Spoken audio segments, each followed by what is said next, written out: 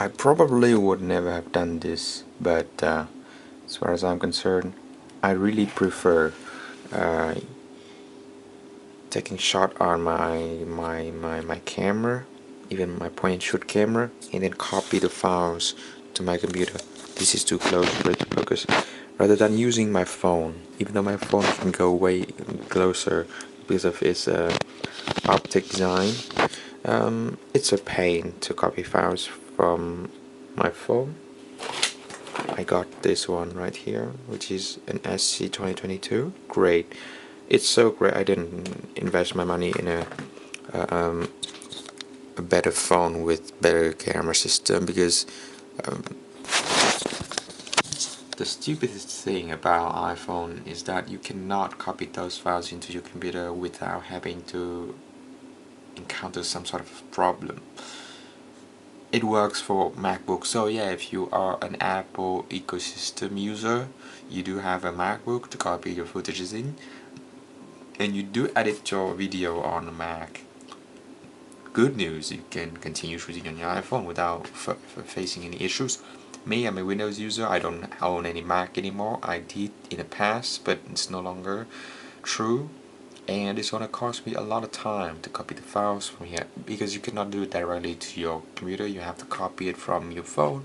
I mean, sharing it on your Google Drive and then download from Google Drive, it's gonna be fine for a couple of hours, maybe a couple 100 MB. But if you shoot a lot of videos that will be a few gigabytes, damn, it's gonna be a big problem. If I shoot on my next 3, I can just pop out an SD card, put it in my computer, it's gonna be ready to go. So I prefer that. Let's go back here. So we were here talking about this. There was some sort of problem sticking this thing here.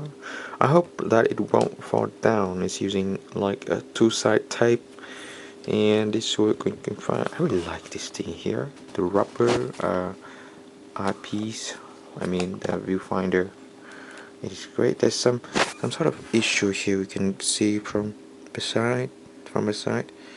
It's not ideal, I can see it, but so far there's nothing to worry about. Okay, another thing I ordered from Amazon has been well, expedited. I don't know how it means. I think I'm gonna keep this thing here. This is great, even though it's not as wide. I'm gonna still bring the 10 to 18mm with me because sometimes you will want to shoot something super wide and you want to shoot yourself, so it's better to do it that way. And yeah, I could even use this one. I mean, yeah, it's just the same thing, it's just this thing is not as wide as 10 to 18mm.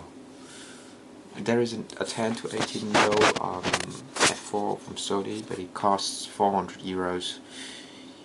I can't justify to get it now yet. I'm a very indie shooter and I use really cheap things except for this big boy here. The whole thing here, everything you see in front of you, cost me 400, but it was good for a lot of reasons. This is a great camera. I cannot praise it more. After having used it yesterday, I can safely say this is one of the best camera I've ever had for all, just about everything it does have. Compared to many other Canon cameras I've seen, the software inside it and everything is great. The DAF that comes with it makes it so much usable. The lens will be reused for a lot of reasons. It will be here if I go out shooting on a compact camera, and later if I want to do any serious swim with my C100 right there, I'm gonna just put this thing on my C100 and I'll be happy about that. We'll be happy about that. Well, that will be all for this short video. Yeah, it's totally fine to shoot on an X3, even vlogging. If you have the lens, I do have the right lens yet, not the best, but the right lens, economically and technically. 16mm f2.8 E mount E of Sony APS-C cameras. sort of a pancake lens, not really pancake, but it's small enough to be qualified as a pancake compared to a lot of other kit lenses. Yeah, kit lens of its age, this is a pancake, but if you compare it to 16-50 power zoom lens for later versions, yeah, this is of the same size, but it works and it's a fast lens to that. That would be it, and see you in the next one.